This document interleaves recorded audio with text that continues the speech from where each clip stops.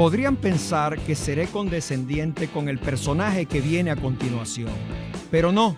Tengo el récord de haber ordenado la detención de mis hermanos por peleas juveniles en discotecas, al igual que una multa a mi propia madre. Se trata de un individuo que siempre ha estado en el campo de la izquierda, fundador del movimiento al socialismo en el año 1971, del partido Podemos y hoy dirigente del PSUV. Un hombre que fue concejal, diputado a la Asamblea Nacional, investigador agrícola, productor, profesor universitario, egresado de la Universidad de Oriente y con maestría en Utah University. Para mí es un honor presentar a un hombre a quien amo, humilde, honesto e inteligente. Con ustedes, el ingeniero Jesús Paraqueima, mi padre. Bienvenido, el ingeniero Jesús Paraqueima. Buenas tardes.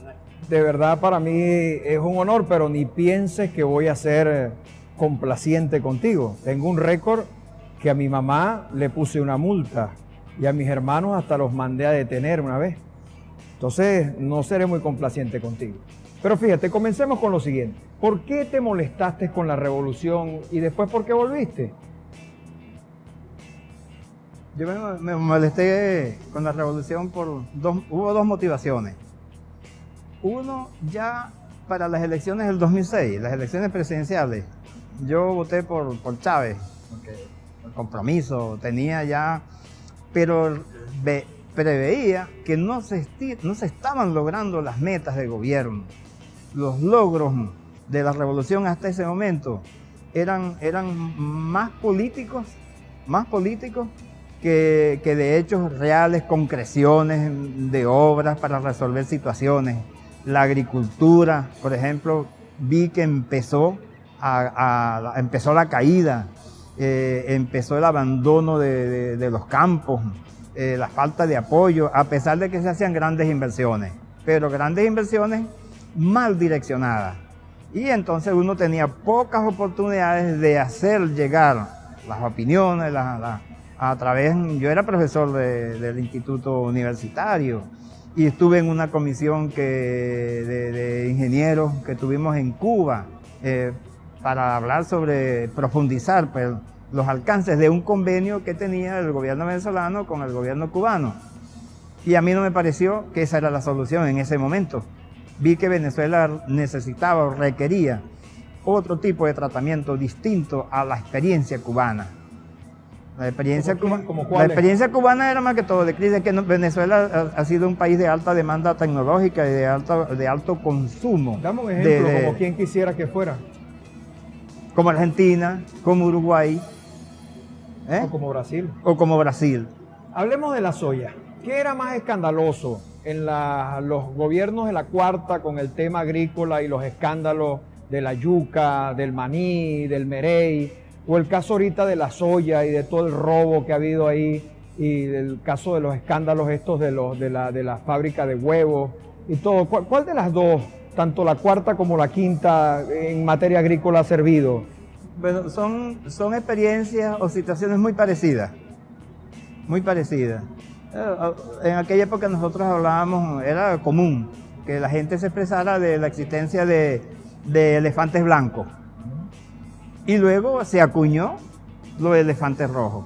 Porque de verdad, en este proceso revolucionario se han hecho grandes inversiones en complejos agroindustriales, pero que lamentablemente no han cumplido con las metas para las cuales fueron diseñados.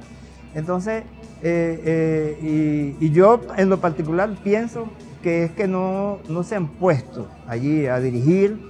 Eso no se ha dirigido, no se ha administrado, no se ha gerenciado como debiera ser. O sea, la producción de alimentos es una necesidad. Hay un estado, sobre todo lo vemos ahorita, pues, que estamos dependiendo de la importación de la mayor parte de lo que consumimos. De tal manera que si esos complejos hubiesen arrancado bien, lo que empieza bien generalmente termina bien, pero lo que empieza mal no hay forma que termine bien. ¿Qué harías tú para solucionar ese problema? Habría que devolver, ¿verdad?, muchas fincas que fueron expropiadas. Habría que reestructurar, hacer una reingeniería en el proceso productivo, sobre todo ahora habida cuenta pues, de que efectivamente Venezuela está siendo víctima de un boicot o de un embargo a nivel tecnológico, mediante el cual se impide pues, que al país accedan, por ejemplo, elementos importantes para la producción agrícola, como son fertilizantes, los que nosotros no podemos producir. Nosotros apenas podemos producir urea, porque es un derivado del petróleo, pero los fosfatos, que aparte de eso están escasos, y es un es un elemento de gran consumo a nivel mundial. Y por ejemplo, en el campo veterinario, las medicinas, insecticidas, los pesticidas en general, los agroquímicos en general. Hablando de ese tema. Entonces no se consiguen los ingredientes activos para que las plantas industriales que hay en el país puedan elaborar los productos, y eso ha frenado mucho. Hablando de ese tema, producción tiene unos datos sobre que en el año 2025 habrá el 50% de los niños pudieran tener autismo por la alimentación. Si no pueden entonces la ciencia y el sistema capitalista poder controlar el envenenamiento que tenemos con la carne por la cantidad de esteroides, de hormonas, de antibióticos, la cantidad de pesticidas, herbicidas que estamos teniendo en toda la alimentación completa, ¿qué vamos a hacer? Pareciera que no hay futuro. Bueno, pero tú me estás haciendo una lista solamente de los alimentos de origen agropecuario, pero también hay productos, ¿verdad? Provenientes de procesos industriales, donde se utiliza, por ejemplo, edulcorantes como el aspartame, que está también señalado desde el principio del 2000. O sea, ya tiene más de 15 años señalado como uno de los agentes causantes de un mal que antes era muy escaso y ahora se ha hecho común, que es el Alzheimer. Ajá. Entonces, bueno, autismo para los niños, Alzheimer para los adultos. Entonces, realmente estamos ante un escenario realmente escalofriante. De repente, ese no es el problema de estas corporaciones que dirigen la manera que deciden lo que es el presente y el futuro de los seres humanos. De repente lo ven de igual manera como un mecanismo, como un mecanismo de control de la población. De repente ellos lo verán así, porque a este ritmo que vamos de crecimiento poblacional, mira, la esperanza de vida tiene que acortarse, porque va a haber una escasez de alimentos terrible, y sobre todo de agua potable. Sí, pero entre tarados y locos, ahí todo el mundo consume también. Sí, mejor es que lo eliminen de otra manera. Bueno, pero yo creo que los tiros van por allí. Por ahí. Los tiros van por allí, o sea, me refiero desde el punto de vista que eso no... Las consecuencias del uso de estos paquetes tecnológicos para la elaboración de los alimentos no es problema. Eso no debe preocuparlos a ellos, porque a ellos les interesa es el negocio. Les interesa es el negocio. Ahora, una Coca-Cola Light en Estados Unidos no tiene aspartame, pero una Coca-Cola Light aquí en el tercer mundo, en Venezuela, sí la tiene. Sí la tiene. ¿Estuviste en el Parlamento? ¿Por qué no prohibieron eso? Ellos lo prohibieron. Allá lo siguen produciendo para exportar. Pero allá no lo consumen. ¿Y por qué no lo frenamos? ¿Por qué no utilizamos otra cosa? Acuérdate que ellos son el imperio. Ellos son los que mandan, son los jefes. Y nosotros aquí, hace exactamente no sé cuánto tiempo hace, que el Instituto Nacional de Nutrición prohibió el consumo de refrescos, en la venta de refrescos en las cantinas escolares. Sí. Una medida que a mí me pareció excelente, ¿ves? Pero ya hay mucha hipocresía. Pero, ¿no? Claro, pero ajá, ¿y cuál fue uno de los problemas? Fue que no dijeron por qué. Claro. Tenían que explicarle por qué. Claro. Tenían que explicarle el alto contenido de azúcares refinados que causan. El azúcar refinado es rico en ácido fosfórico, que extrae el calcio del sistema óseo.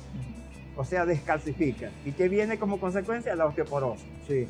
Pero la fíjate, descalcificación de la sangre. Ahí me parece también esas sí. medidas así. Entonces no explicaron, entonces Gatopardianas. debieron haber sido más contundentes. Más contundentes. Entonces allí hay una falla. Yo creo que se parece mucho al de la televisión, que aparece una gente muy feliz, contenta en una fiesta tomando malta. Eso es estúpido, ridículo. Eso. Ahora fíjate, ¿qué de socialista tiene financiar carreras de Fórmula 1? De que la mayoría, casi el 100% de los dirigentes del PSUV, del gobierno, estudien en colegios privados y utilicen la salud privada y no reivindiquen lo público. No, eso no lo comprendo. Pero eso indudablemente que eso no es una política de Estado. Esos son... Pero sí es una política ética. Bueno, ok, ahí sí hay. Pues hay un problema de ética ya esos casos particulares, ¿no? Son situaciones muy personales que cada quien deberá revisar. Yo por lo menos nunca lo hice. Yo me gradué desde primaria hasta la universidad en instituciones de Estado. Soy egresado del Diseño Méndez y de la UDO. Igual que ustedes, los 3 hijos míos, los 3 son igualmente egresados de universidades públicas. Entonces... pero tus nietos no. Bueno, ahí vamos a tener que tomar cartas en el algunas medidas. Hay que hablar con las mamás. No tienen mucho cerebro, pero bueno. Cuando fuiste parlamentario, ¿por qué ustedes no legislaron sobre cosas? A mí me parece interesante el aborto público y gratuito, el suicidio asistido, ¿no? El matrimonio homosexual, la pena de muerte para ciertos casos, por el caso de violadores, de asesinos en serie, pudiera ser que es para banqueros que lavan dólares del narcotráfico. ¿Por qué no hablaron sobre esos temas? Bueno, tú estás hablando allí, hay una mezcla, ¿no?, de situaciones que igual que el del matrimonio entre homosexual, el matrimonio gay. El matrimonio gay. Igualmente, eso se trató. Y casi todos fueron abortados, prácticamente, porque había que reformar la Constitución. Por ejemplo, el matrimonio homosexual tiene que reformar el artículo 70 de la Constitución, que dice que se protege el matrimonio entre un hombre y una mujer, no entre 2 mujeres y entre 2 hombres. Entonces yo estaba en la Comisión de Política Interior en esa época cuando se fueron allá los que estaban luchando pues por esa situación, y en lo que se les planteó eso, que había que, no era producir una ley, era reformar ese artículo. Entonces eso no es sencillo, eso no es fácil, reformar la Constitución. Entonces eso tiene unos mecanismos, bueno, ahorita lo estamos viendo con el revocatorio que se está planteando, que es algo que realmente no es fácil, es escabroso. De tal manera pues que la gente opta entonces por dejar eso así y ver qué pasa. Pero en la Comisión de Familia de la Asamblea Nacional se venía hablando, se venía trabajando una ley pena de muerte, sobre la pena de muerte. Aquí hay situaciones donde la pena de muerte es poca o es poca cosa, pues, porque realmente violar a un bebé, antes salió una bebé de 4 meses, un desalmado, la violó. Esa persona no merece vivir. Tiene que haber mecanismos más coercitivos, y sobre todo la impunidad que campea en nuestro sistema de justicia. Hay una frase que dice el respeto al derecho a la vida. Sí. Pero si ustedes viven, aquí todo el mundo vive matando animales, matando gente, matando todo, y derecho a la vida, debe ser la vida humana, pero derecho a la vida ¿de qué? Bueno, sí, bueno, ya entramos en un tema, una situación, por ejemplo, que tiene una marcada influencia religiosa cuando se habla que Dios da la vida y Dios la quita. Sí. Entonces ya entramos en una situación que es difícil pues de abordar, sobre todo porque hay otros temas importantes y prioritarios pero preservar la vida humana también es importante. Yo, Sí. no, yo realmente yo estoy de acuerdo en eso, en lo que tú planteas, de que no se le ha dado la importancia, ¿verdad? La Constitución lo prevé, garantizar pues, la vida de las personas y señala mecanismos, la aplicación de sistemas de justicia tendentes, ¿verdad? Al castigo o mecanismos coercitivos para que no sigan sucediendo, para castigar a los que quitan la vida directa o indirectamente, pues, o sea, como autores materiales o como autores intelectuales. Entonces ahí tenemos el caso de ahorita que se está ventilando con la situación del 2014, del 12 de febrero, cuando tenemos a Leopoldo López y otros políticos encarcelados por estimular, ¿verdad? Hechos violentos que acarrearon la pérdida de la vida de 43 personas. Sí. Entonces, allí tiene que haber una responsabilidad. Y entonces, ese tema ve cómo el desarrollo de ese tema a donde estamos ahorita, ¿verdad? Hay una convulsión, hay todo un mecanismo, una movilización internacional, ¿verdad? Para fuerzas de la derecha y la ultraderecha que se mueven para que el señor salga libre, cuando él tiene un altísimo grado de responsabilidad en el llamado que hizo para no salir de la calle hasta no sacar a los que nos están gobernando. La gente se olvida muy rápido del Eso sí, pasado, eso es verdad. inmediatamente se olvida Eso es del correcto. pasado, pero tú te debes recordar de una novela que se llamaba Por estas calles, tú la viste, tú eres Sí. medio novelero, Sí, ¿no? sí. O No. Cuando valían la pena, ¿no? Las Sí. novelas, ¿verdad? Valen la pena. Las novelas mexicanas son muy malas, ¿no? Pero Por estas calles fue una gran novela. Una gran novela. Ahí tenía un personaje que se llamaba Don Chepe Orellana, Maizales Orellana, y él decía que él era el dueño de la gran corporación, de la gran procesadora de alimentos, De la la que industria. ponía la masa en la mesa, Correcto. pero que él no se ensuciaba sus pies metiéndolas en el campo. ¿Ese es Lorenzo Mendoza? Exactamente.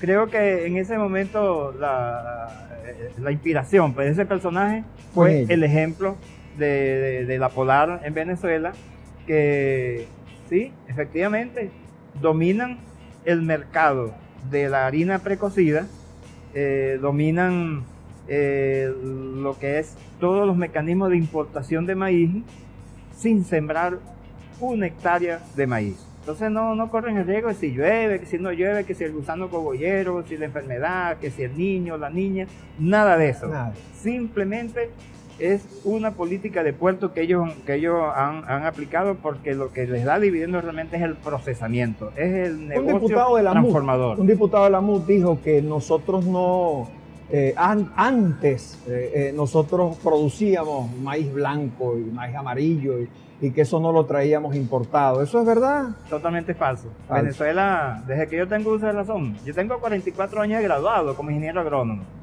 Y antes de graduarme yo era estudioso, pero por eso me gustaba la agronomía desde niño. Y siempre he manejado pues, ese tipo de situaciones. Y Venezuela nunca ha sido autosuficiente en la producción de cereales. Que antes Sí. producía, que ahora no. No. Se producía de todo, pero en cantidades insuficientes, porque aquí nunca se logró, bueno, ni siquiera se intentó estimular la producción nacional aprovechando la riqueza petrolera. O sea, desarrollar un aparato productivo autosuficiente, endógeno totalmente, aprovechando la riqueza petrolera. Eso nunca se hizo. O sea, aquel célebre llamado que hizo este escritor, novelista Arturo Soler Pietri, Sí. donde decía, nos invitaba a sembrar el petróleo. Entonces, el petróleo nunca se sembró. Y los intentos que se hicieron fueron realmente Fíjate, sí, poco exitosos. tú eres una persona honesta, eres una persona muy recta, sobre todo eres muy honesto, eres una persona muy humilde y nunca has matado ni les has hecho daño, que yo sepa, a nadie, no has robado, nada de eso. Yo sé que estás en el mismo campo mío de la increencia, pero imaginemos que llegas al cielo y sabes que Dios es celoso y pasa que Dios es Zeus o Dios es Mitra, ese, y él te dice, ¿por qué creías en Jehová? y como creías en un Dios que no era yo, te mandó para el infierno. ¿Qué opinas tú de eso? No, yo creo que por mi forma de ser, de ver las cosas, yo creo que yo iría, si es de verdad, uno va o al cielo o al infierno, yo creo que yo iría directamente al infierno. Bien, bueno, me gusta eso. Me ahorraría pues esa pasantía por allí de pagar peaje y tal para entrar al cielo, como lo hacen muchos, desde aquí pagan en las iglesias, Sí. La mejor urna y la mejor misa, sí, el mejor cura, el mejor cardenal, le pagan que rece por él. Hay escuelas católicas, tú nunca estudiaste en ellas, No. ¿verdad? No, hay escuela para niños católicas, Sí, hay sí. escuela para niños en Irak, en Irán, para niños musulmanes. ¿No? Si nosotros traspolamos eso para la política, ¿te gustaría que hubiese escuelas para niños capitalistas, para niños socialistas, para niños comunistas, para niños fascistas? ¿Te gustaría? No, eso es exclusión. Para un revolucionario socialista eso es inconcebible. Eso es inconcebible. Sobre todo en una patria bolivariana. ¿Por qué las iglesias no pagan impuestos? Debieran, porque muchas iglesias se han convertido en unos grandes negociados y mueven capitales. Las de Pares de Sufrir, Sí. uy, ¿cómo No, manejan se mueve billetes? mucha plata. Mueve mucha plata y debieran pagar impuestos. Dame una breve opinión, si es posible, en una frase. Y muchas deberán pagar en dólares. Sí, en dólares. Sí. Mira, con una frase, ¿no? Te voy a nombrar a unos personajes, pero con una frase, dime qué opinas de los siguientes personajes. Simón Bolívar, El más grande antiimperialista de todos los tiempos. Alberto Carnevali, Un socialdemócrata diferente, revolucionario. Si hubiera vivido más tiempo, si hubiera salido de AD. sí. Como se salió Domingo Alberto Rangel y fundó el movimiento de izquierda revolucionario. Hugo Chávez, Hugo Chávez, el más grande antiimperialista del siglo XX. Leopoldo López, Un fraude, Diosdado Cabello, una posibilidad. Ramos Alup, El parlanchín del siglo XXI. Nicolás Maduro, Un presidente muy sufrido, sufre mucho por su pueblo, por las incapacidades que hay para producir, o sea, por el dominio, por la penetración, por los controles externos. Quisiera hacerlo bien, pero la tiene bien difícil. Gracias, Jesús Sí, Paraqueyman. sí, Placer sí. tenerte aquí.